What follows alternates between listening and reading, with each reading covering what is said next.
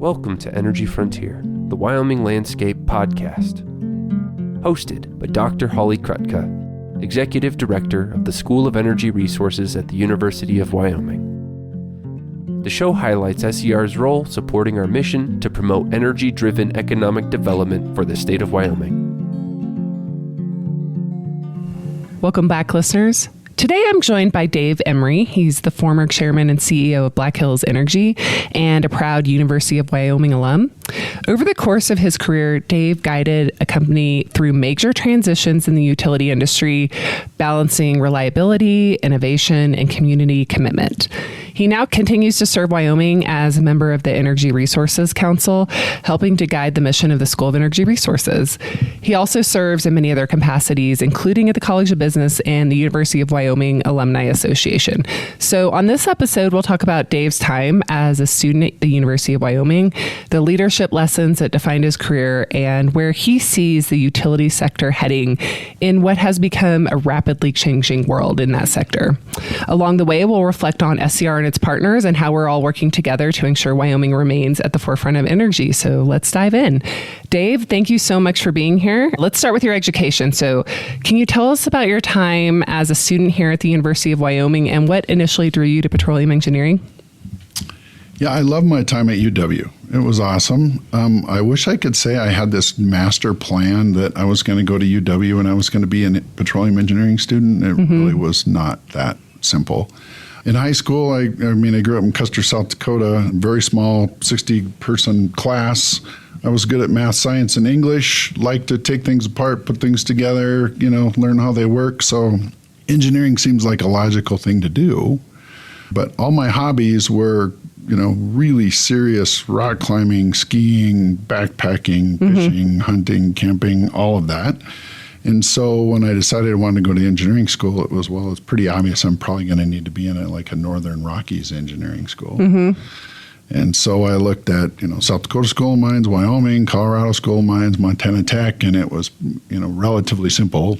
South Dakota was too close to home. The out-of-state tuition was like a third at Wyoming of what Colorado was, and it was about half of what Montana was. And so it was like, I guess I'm going to Laramie. Yeah, perfect. And then I came down for a campus visit, which really was a climbing trip with one day of campus visit. Visited with several different department heads in engineering. And one of them was Jack Evers, who at the time was the head of the petroleum engineering department. And this was like 1980 when I came down for a visit. And Jack, did a really good job of explaining petroleum engineering, and it sounded intriguing. I could be outside and be a drilling engineer, or I could sit in an office and be a reservoir engineer, and a little more emphasis on hands-on. He was pretty practical-oriented department head, and that appealed to me. And as it turns out, and I got into the major deeper, I loved it. So, it was kind of a shot in the dark, but it worked out great.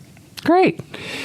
So then you, after obtaining that degree, and by the way, I would just say that story it's actually not too different from a lot of us, right? Like, you don't know what you want to do at 17 years old. Yeah, very few people enter with a master plan, or maybe they have one and then it's shot. Changed 6 times. Yeah, exactly.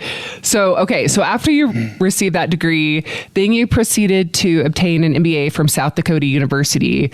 So how did your education and experience impact your career and how you viewed the energy sector and wanting to be part of that industry? I guess talk about what made you go get the MBA, and then how and when did you kind of get into the energy sector? So upon graduation from UW, I started for Union Pacific Resources in Denver, right out of school. But I graduated in 85, and that early 80s, late 70s oil boom was already starting to fade. So I had classmates when I graduated who had received offers in October, and when they graduated, they'd been rescinded. Oh, already. Man. Yeah. And so it was kind of a time where, you could see the writing on the wall, but it wasn't quite here yet, And so then I went to work there, spent a few months in Rock Springs, and then ended up in Denver, and then I ended up in Rock Springs. And then I had basically 10 years of the oil and gas industry on its head. Within 1 year, oil went to $10. And so my MBA was really more of, I call it an insurance policy. Sure. Yeah. That then as I got a little deeper in my career and was working on it and working at the same time, it became more relevant because I was doing the things that I was studying. As I picked up more responsibility in my career and was responsible for a business unit, profit, loss statements, et cetera, I was working on my MBA. So it turned out to not just be an insurance policy, but that was my intent when I started it. It's like, I'm not moving back to Texas. Yeah. So my career path was, I already mentioned the Denver and Rock Springs, but then UP asked me to move to Houston on one of those kind of infamous temporary assignments to work offshore in the Gulf of Mexico for 4 months. Well, a year later, they closed basically all the offices down in the corporation, Denver, Houston, Midland, Rock Springs, Corpus, moved us all to Fort Worth. Or I should say moved a few of us to Fort Worth and laid everyone else off. And then I said, okay, any decent place to work, again, keeping in mind my hobbies and things like that, has been closed. And so then I started looking for a new job. Yeah. And that's, I'd been at UP for almost 5 years and ended up then getting hired at Black Hills in Newcastle, Wyoming, in their small oil and gas subsidiary. Oh, really? Okay. And I got hired there because the guy that they'd hired as the operations manager had been laid off in one of those early rounds at UP, and I knew who he was. So it was just coincidence, right? And my wife and I were just getting married, and I ended up literally interviewing during my honeymoon.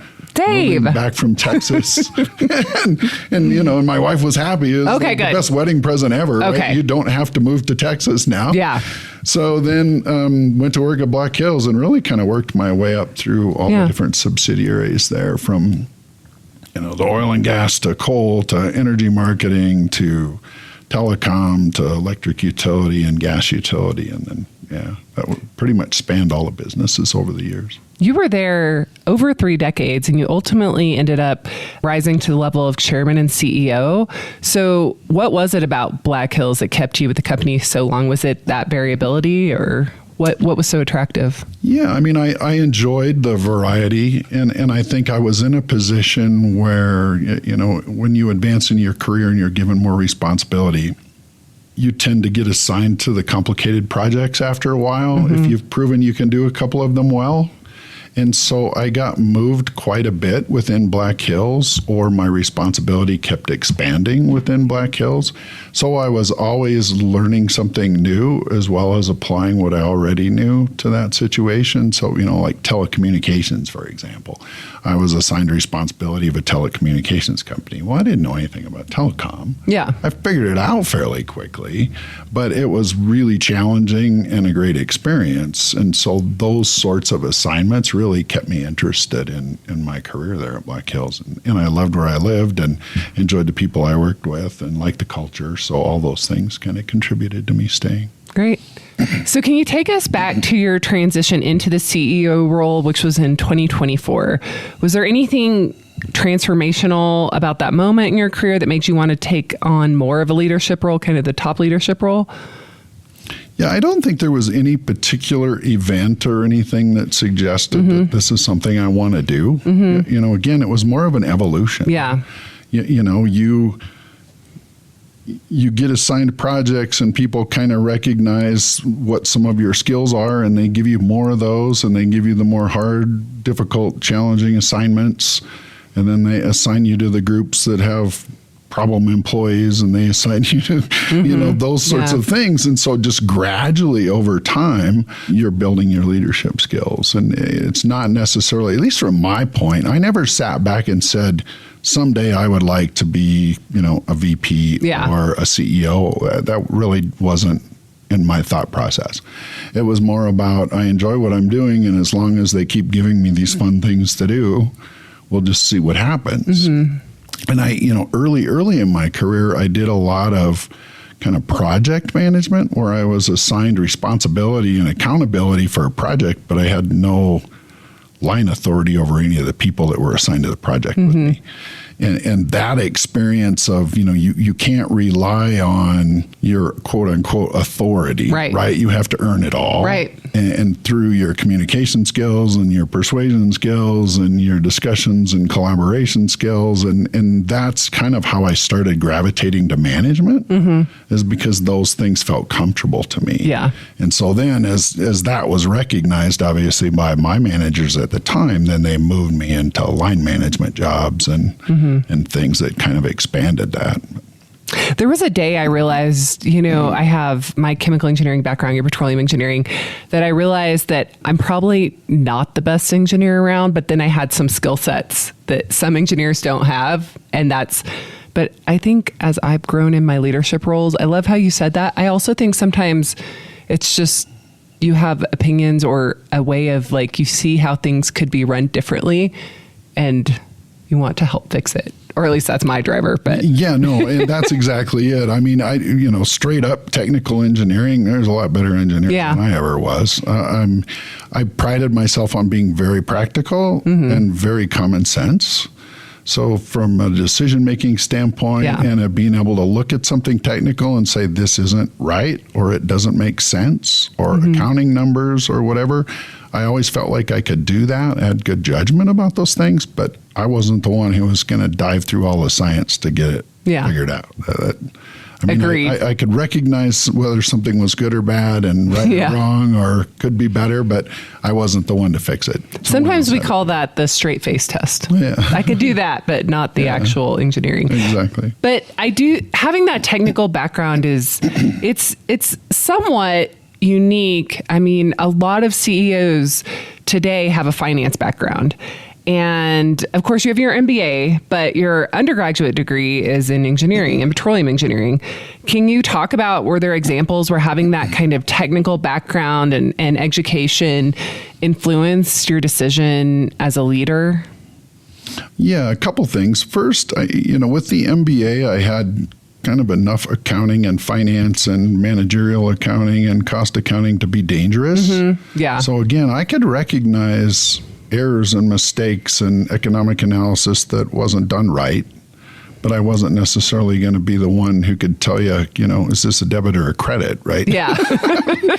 I couldn't. It still can't. But I also had, I think, from my petroleum background and my technical background in oil and gas, we ran a lot of economics on drilling and acquisitions. Yeah. And the one thing about the petroleum industry is, especially in exploration drilling, is you're going to fail way more than you're going to succeed. Right. So we always ran all these, dry hole scenarios or unsuccessful scenarios that I think as I got into leadership and had decision-making responsibility for, large investments and things like that, I'd run so many numbers that I could look at something and say, this return isn't right compared to what you're telling me. Right? It can't be. So I could ferret that out, but then I was always focused on, what happens if we fail? Right. Like, how bad can we be wrong? Because no matter what analysis you do, finance and accounting, whatever, is you're making key assumptions on things. And it comes down to, can you really understand what the key drivers are and how much risk can you take in those and make your decisions that way? And so I was a very fact-based decision maker, but I wasn't afraid to take a risk as long as I knew how bad is the worst case scenario. Right?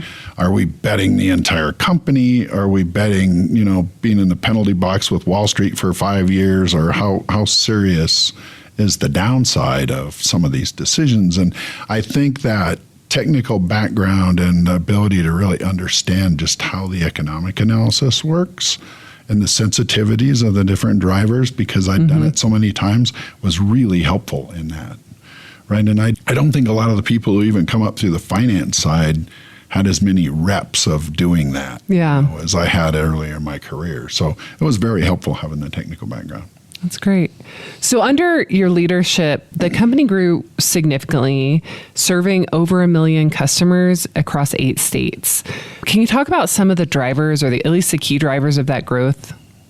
Yeah, so I kind of got to back up a little bit. When I became CEO, the company was relatively small. The utility literally only had like 90,000 customers for telecom and electricity combined. And we served, western South Dakota, a little sliver of northeast Wyoming, and a little sliver of southeast Montana on the utility side. And we had a telecom subsidiary in the Black Hills, and that was it.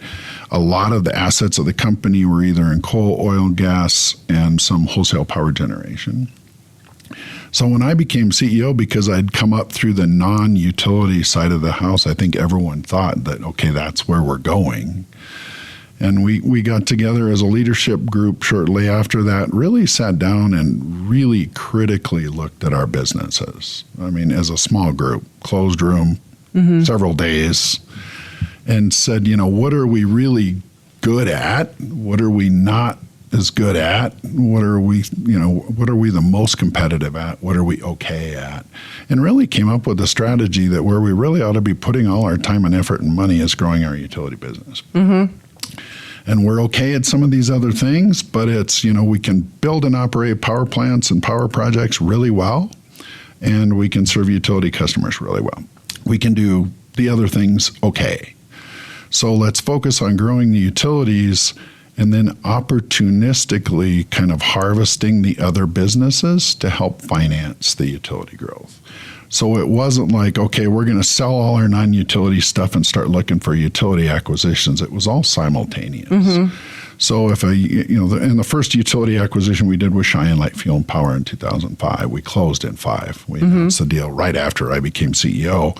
And that was kind of the springboard for us to continue the utility growth. And as we did that, we would watch for market timing. So when wholesale generation was kind of at an all-time high valuations, we were looking at a utility acquisition. So, well, let's sell the power plants, do a tax-free exchange and invest in the utilities and save a big capital gains tax burden and finance a big portion of our utility acquisition. So that was really our strategy for years. And we kind of piecemealed a piece at a time and an acquisition at a time. When it made strategic sense, we would sell something. When it didn't, we wouldn't.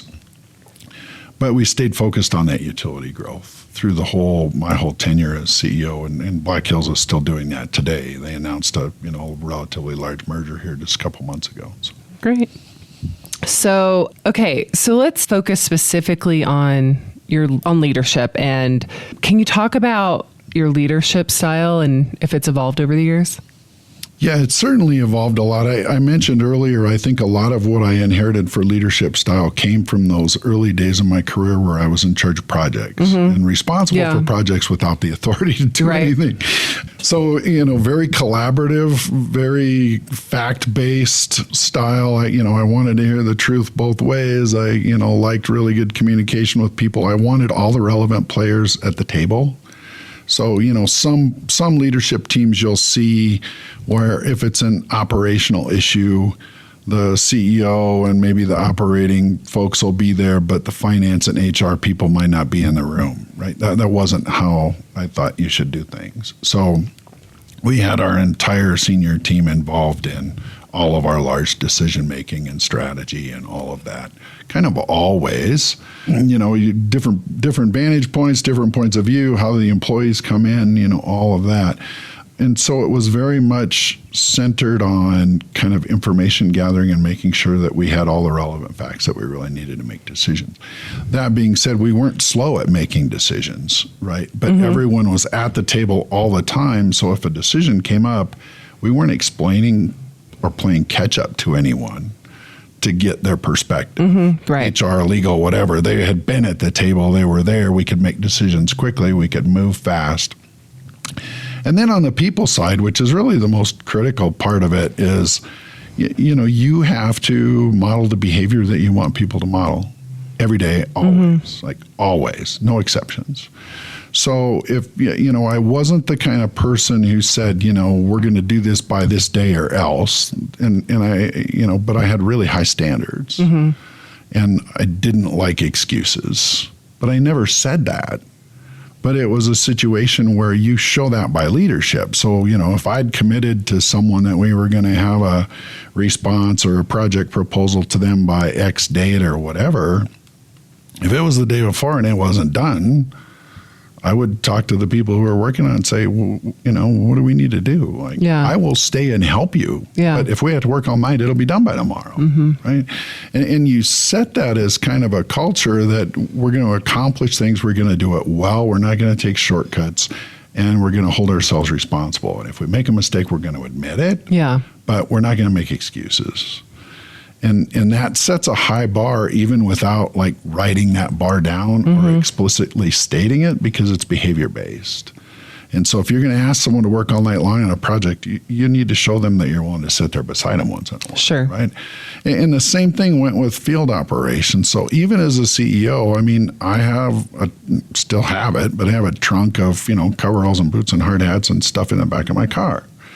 And if, we had a coal barn fire, and this is a true story, where the reclaimed tunnel into the coal barn was flooded and we had a huge fire inside and we needed people to go in there and manually shovel off the conveyor. Gosh.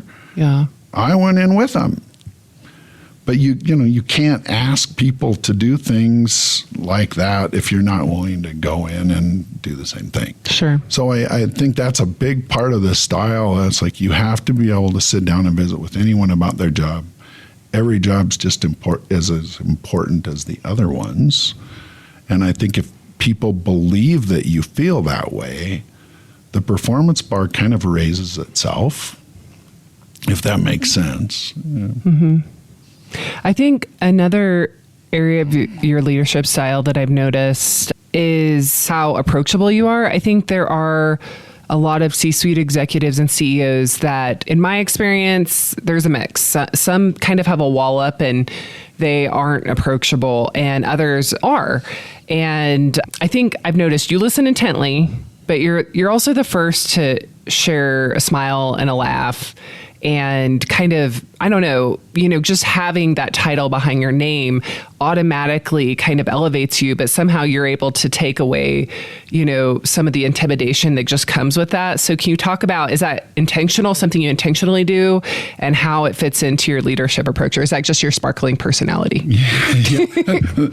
I'm an engineer, so I'm probably way more introvert than extrovert. So it's a learned behavior. But I wouldn't say I have to force myself to do it. I think early in my career, when I assumed leadership roles, it was during a lot of these layoffs and really difficult times in oil and gas. Yeah. And I learned a lot of my kind of dealing with people skills from watching how not to do it. Sure. Yeah. And you can't blow smoke. You can't, you have to just sit down and level with people. Yeah. And even if they don't want to hear it, right? And there's just no substitute for that. And so, you have to be careful about which words you use, whatever, but you just can't, you just have to tell the truth. Sure. And be real straightforward and be receptive to getting the difficult questions, right? People, these are their emotional things. And so early in my career, I had a lot of those conversations. And so when I started moving into more senior roles, I would do a lot of sit-down meetings with employees. And generally, my philosophy is the number of questions you're going to get is kind of inversely proportional to how many people are in the room. Mm-hmm. Big crowds don't talk. Totally little crowds agree. will talk a lot. Yep. And if you sit at the table with them instead of present to them, they'll talk even more. And so when I would do employee meetings, and this was even true when I was CEO, if it was all possible, some locations were too big, but if it was at all possible, I would sit at the table and talk. Mm-hmm. I didn't make presentations. I had some points I wanted to get across, but then it was essentially take questions until we ran out of time. And, some I would have to be honest and say, I can't tell you that. Right. Yeah. If it was we'd fired someone or done something, it's like, I can't share that with you. And, put yourself in that person's shoes. Would you want me to talk about you in front of, and you'd have to be candid, but for the most part, I could tell them, we had fair disclosure rules in a public company, so I had to be careful with those. But that was one of the things that I always really prided myself on, is that I did hundreds of meetings like that every year. Mm-hmm.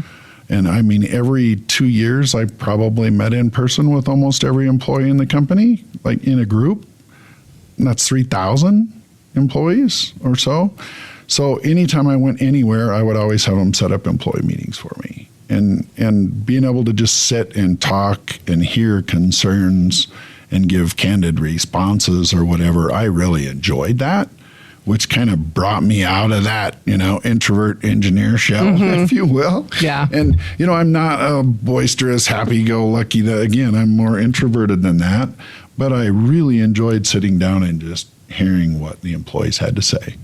And I learned a lot of things, over the years that, I would come out of there and say to someone like, tell me more about this, right? That actually led to, real changes or real things that we did action-wise. So looking back on your tenure as CEO and chairman, or really any part of your career, is there anything that stands out as accomplishments that you're most proud of for you or for the company? Yeah, I think, if you boil it down to, a specific transaction or a specific event, probably the one that I'm most proud of is when Black Hills bought 4 companies from Aquila back in 2008. It was a really large, transformational acquisition. We literally sold most of our non-utility power generation fleet on a Friday, which was at that time the largest transaction in the company's history. And then on Monday, we bought 4 utilities from Aquila in Colorado, Kansas, Iowa, and Nebraska, which was then the new largest transaction in the company's history. Wow. So 2 deals on 2 consecutive business days, and hugely transformed the company. And I mean, we essentially increased our customer base tenfold overnight. We doubled our employee count even after letting go the generation employees that we sold, or they went with the generation sale. So it was a huge transformational thing. We went through and did 10 major systems and process conversions in the year following the acquisition, really to set up a platform so any future acquisitions could just be bolted onto Black Hills systems. So accounting, electrical outage management systems, human resources systems. We combined benefits plans across 8 different bargaining units.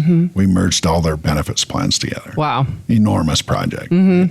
But we did all that in like a year. Yeah. And so that really set us up for the continued ability to just buy a utility and add it on really efficiently and really quickly, which really helped kind of propel our growth.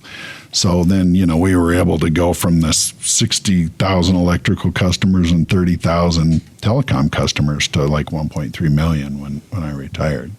And that really helped catapult that and that one transaction. And the one thing I always remember and I always kind of smile about is, we had some of our stock research analysts like flip out about the magnitude of transaction and how large it was, and how did we think we were qualified to do that. And one analyst in particular, in his literally the headline of his write-up was a guppy swallowing a whale.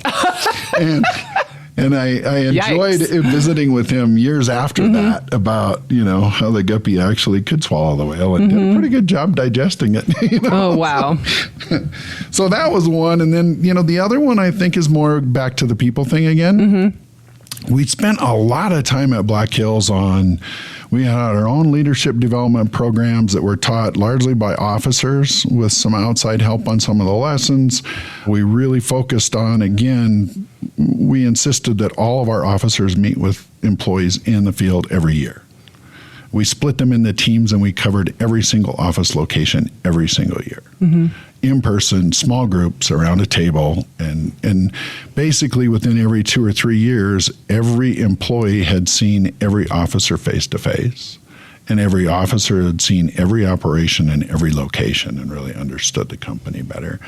And I think that culture and the emphasis on people development and leadership development and really focusing on promotions based on leadership ability rather than technical merit.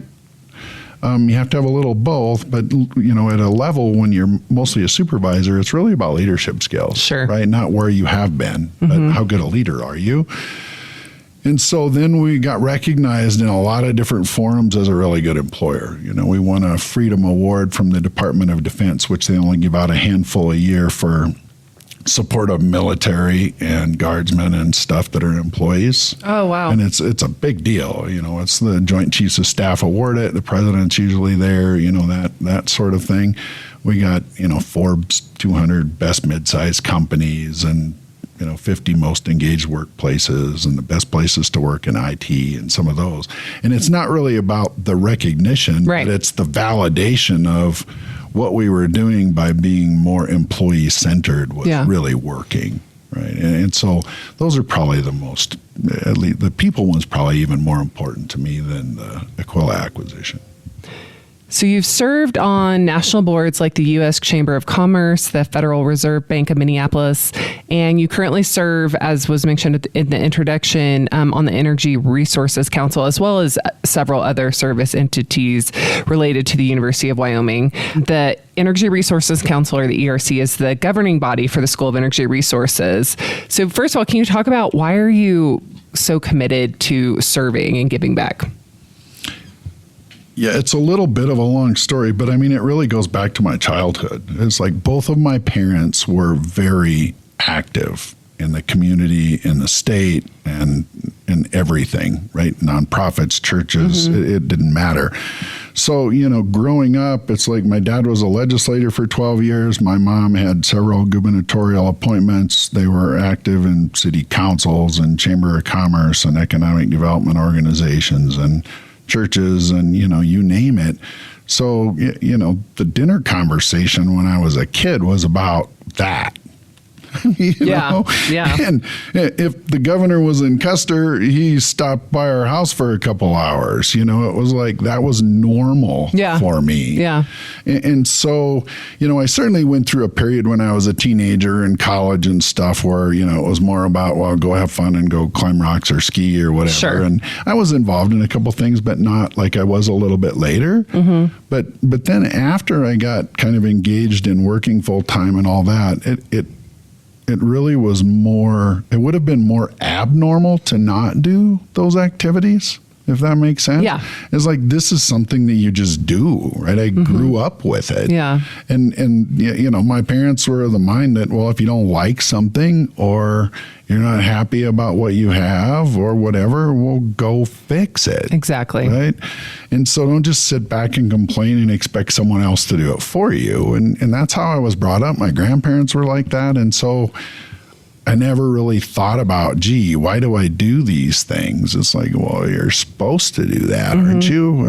That's kind of how my mindset works. So, it's interesting. Governor Gordon and Governor Cox were speaking at this year's Wyoming Governor's Business Forum put on by the Wyoming Business Alliance.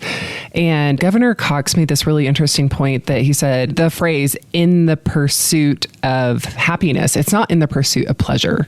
It's not to go do things that make you feel happy and good, but it is to give back and have, ultimate happiness. And he was talking about there's way too few people involved in public service now. And this is not an option. This is our responsibility as citizens of this country and of our communities. It was actually a really powerful speech, and it was exactly aligned with what you're saying. Yeah. And growing up, I don't know, I'm sure things like that were said to me, if you don't like it, go do something about it. I know things like if I wanted something money wise, it was like, well, then you can go get a job and buy it, which I did, right?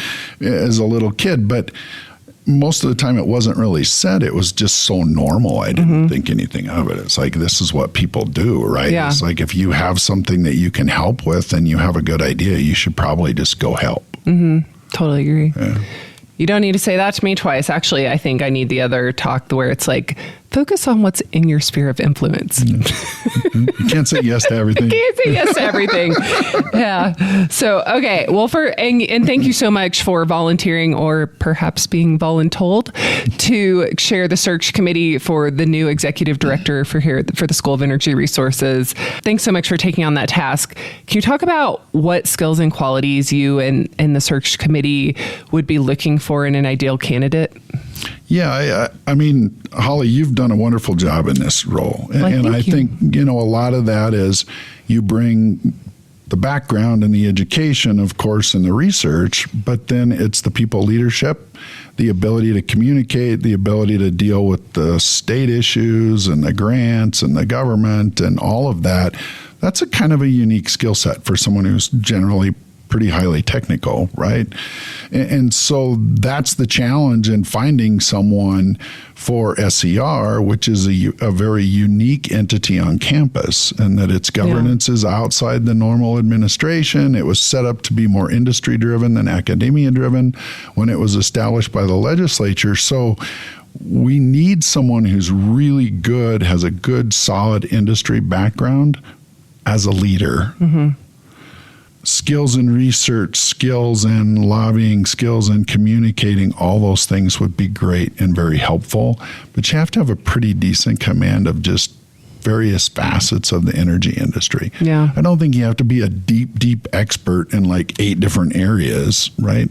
But you need a good general sense of the energy industry because Wyoming's involved in basically every aspect of it. Really? I mean, literally every aspect of it. And so you have to have a good general sense, but more importantly, you have to be able to lead and make that happen. Yeah. And because this is a separate issue or separate financing from the university, it's, dealing with legislators and budgets and, national policy makers, and those things require a skill set that's a little hard to come by. So that's kind of what we're looking for. Yeah. And, we're definitely heavy emphasis on the energy experience and the leadership and communication skills. Sure. Well, I have a lot of confidence that you all will find the right person. So thank you so much for stepping up. So before we close out, I definitely want to get back to the electric utility industry. So for an industry takes so long to build infrastructure, it builds big infrastructure and is so important to every facet of our lives. It's actually changing more rapidly than it has historically. Talk about what you think are the biggest opportunities in the electric utility sector now. Yeah, I mean, your point's a good one about just the magnitude of change and how rapidly things are changing. I would say before I even talk about the opportunities, I need to talk a little bit just about the challenge. And that is... Well, that was going to be the next question. Yeah, but they kind of play off of each other. Go for it. And that is, the United States lacks a comprehensive energy policy. Sure. And we have for my entire 40-plus year career in the energy business. Yeah. And we base our policies largely more on emotion than fact. Sure. And generally, when you do that, you don't necessarily make good policy decisions. So then when you put opportunities in that context, right? So one of the biggest opportunities for utilities today is additional electrification. Sure. Right? At a massive scale, like massive scale. Data centers consume more than entire cities, right? In order to implement that and provide the generation for it and do it cost effectively without negatively impacting other electrical customers is a real significant challenge, especially without a cohesive policy. Right. And that's the challenge. So, for example, what really concerns me about that is there's a huge opportunity for utilities to build generation. You have to be very creative in how you do that. At Black Hills, we worked with, NCAR and Microsoft in Cheyenne, for example, and with Microsoft in particular, structured a really unique deal with them that at the time was unique. Now it's fairly common, where we controlled and operated their backup generators for the computers, and we could use it for the other citizens in Cheyenne. Right? Those sorts of ways to be creative so the rates wouldn't go up for the average customer in Cheyenne, but yet we could give a pretty good economic incentive for Microsoft to want their data center in Cheyenne. Yeah. And that was really the crux of it. But there's huge opportunities like that, but it's going to be even more challenging now because you have things like a huge emphasis on renewable energy. Right? Sure. Well, historically, we've financed, and you can pick a number, somewhere probably between 30 or 40% of all wind and solar projects with federal deficit spending. Yeah. We offer federal tax credits that finance those projects. So the actual true cost of those changes have been masked by 30 or 40% from the average utility customer. So now at the same time, we have this huge investment opportunity to build data centers that we have to build because the public's demanding all this technology, right? Smartphones, electric cars, data centers, AI, et cetera, et cetera. We have the phase out of the tax credits, which probably should have been done a decade or two ago. They were designed to innovate, and the innovation happened long ago. They're designed to get a new thing into the market. And then they should be phased out. Right. Well, they haven't been. So now, at the same time we're trying to grow and add tons of these resources, we also are going to charge full price for them. Right. So that's going to be a really interesting. It's a little shocking, Yeah, I mean, in order to get that done, I think those opportunities are huge, but there's going to be a lot of landmines in there for the utilities to really get it done without significant rate shock to their customer base. Yeah. And so it's going to require a lot of discussion, a lot of creativity, a lot of, communication with communities and citizens and everyone else to really implement plans that work for everyone without costing a ton of money for the average electricity customer. So it's a huge, exciting opportunity for utilities, utility shareholders, and everything, but it definitely is going to come with, as many or more challenges than opportunities, I think. Sure. The other thing about the data center business is, they require what they call 5 nines reliability, right? Which is the 99.999% reliability. The average utility system is nowhere near that. Yeah. Like nowhere near that. I mean, you're maybe high 90s. Yeah. And that's the best systems in the country. And so, in order to bridge that gap, especially with a higher and higher percentage of renewables, which are available, when they're available, 40% of the time. That's for wind, Yeah, wind, 30, 25 for solar. And then, how to back that up and deal with weather fluctuations, things like that. It's going to be even more challenging. But again, a lot of opportunity for investment. It's just managing the backlash of the average customer, if you will, if the impact comes too quickly. Is there anything the state of Wyoming or us here at the School of Energy Resources can do to help ensure that the state, our people in the state, and our industries are served by low-cost electricity, understanding that this kind of situation that the electric utilities are in now? I think Wyoming's done a great job of being a partner with the energy industry for years. Yeah. And that's kind of job one, really. Just listen. Right? And SER is part of that. It's like helping supply the talent that's needed for those industries and to help make them more effective. A great example is, the data centers in Cheyenne. The governor wanted those there. Yeah. And in order to get that done, he knew it would take creativity. He knew it would take partnership. He knew it would take the state helping knock down some of the barriers or impediments to Microsoft coming to Wyoming, right? And so it's really about the partnership and how they can be partners with the utility so that the utility earns a fair return, but yet delivers what the state needs on the other side. And that requires a lot of discussion and a lot of collaboration and maybe legislation in certain circumstances, city ordinances in certain circumstances. But if it's viewed as a partnership where it's a win-win circumstance and not a zero-sum game where, one wins and the other loses, it leads to a lot better decisions. And I think historically Wyoming's done a pretty good job of that. It may get more complicated, based on what we just talked about. But I think the state has for years at least been better than many other jurisdictions, even environmental permitting, those sorts of things. They're more cooperative. They work more in partnership. They don't have lower standards, but they just get things done more friendly to getting them accomplished together. Yeah, I think that's what matters, I think. A great example is that the state is willing to basically go after primacy for everything it can in terms of permitting and have the Wyoming Department of Environmental Quality doing those permits. it's not a question of rigor or standards being lower. It's that we can choose to how many people we want to fund working on those.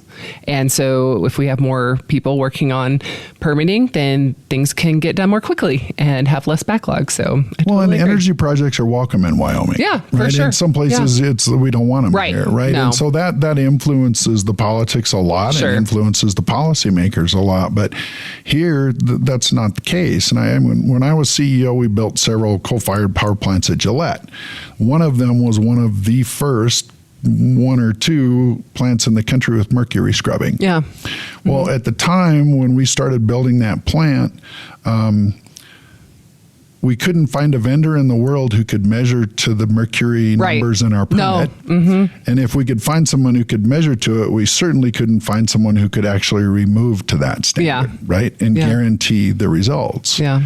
The state did a wonderful job working with us on that problem, right? It's like, we can't guarantee you we can build this and do this from day one because, one, we can't find anyone who will measure it and say it's accurate. And 2, we can't find anyone who can do it and say that they can do it to that standard. Yeah. And they worked with us, and, it was very cooperative and collaborative. We did several different tests and different technologies, and they worked with us on, temporary emissions limitations and things like that, where they gave us a break for test periods and stuff. And we got that plant done, permitted, the new technology installed and operational before other peer utilities in the country even got their air permit. Wow. Right? It's incredible. And so that's what Wyoming needs to keep doing. I agree. Yeah. And I think this is the best place to do that kind of innovation and work in collaboration. So, and you've spent so much time in your career around this great state. So as we close out this podcast episode and this interview, we always end with the question that kind of celebrates Wyoming and the how fortunate we are to be here. And so for our last question, I would like to know, what is your favorite place to be in Wyoming and why? Yeah, that was a tough one. Wyoming's got so many wonderful places, and I've lived in quite a few and have memories in quite a few. Probably the ones that stand out the most are the ones that, I started when I was young and continued to visit. So the Bighorns, for example, I have a very close friend and college roommate and grade school classmate and everything, that his parents have a cabin up out of Buffalo.